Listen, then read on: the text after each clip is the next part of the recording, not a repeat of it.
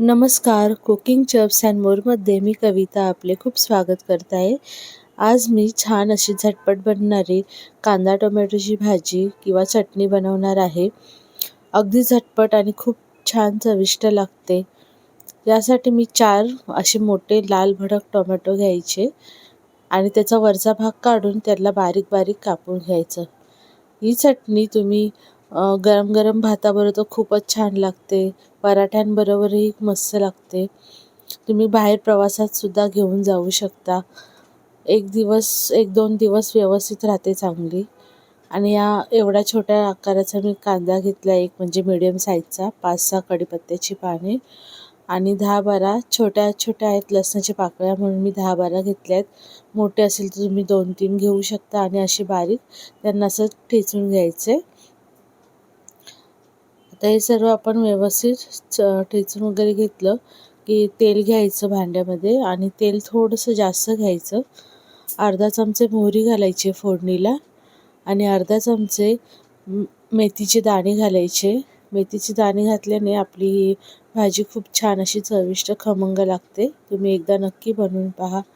जिरे घालायचे अर्धा चमचा. हे सर्व छान फुललं असं तडतडलं की यामध्ये आपण ठेचून ठेवलेला लसूण, कढीपत्ता आणि कांदा घालून घ्यायचा आहे आणि छान व्यवस्थित असं गुलाबी रंग होईपर्यंत परतून घ्यायचं आहे. छान असं गुलाबी परतून झाल्यानंतर यामध्ये आपण हळद घालायचे 1/2 चमचा आणि अर्धा चमचा मी लाल तिखट घातलं आहे साधं. अर्धा चमचा काश्मीरी मिरची घालायचे. आता काश्मीरी मिरची घालायचा माझा व्हिडिओ राहून गेला आहे, पण तुम्ही नक्की घाला. खूप छान अशी लाल भडक मस्त दिसते. आणि आपण कापून ठेवलेले हे सर्व टोमॅटो घालून घ्यायचे.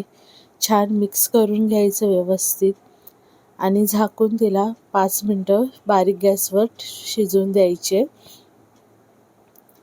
मीठ घालून घ्यायचं आहे चवीप्रमाणे.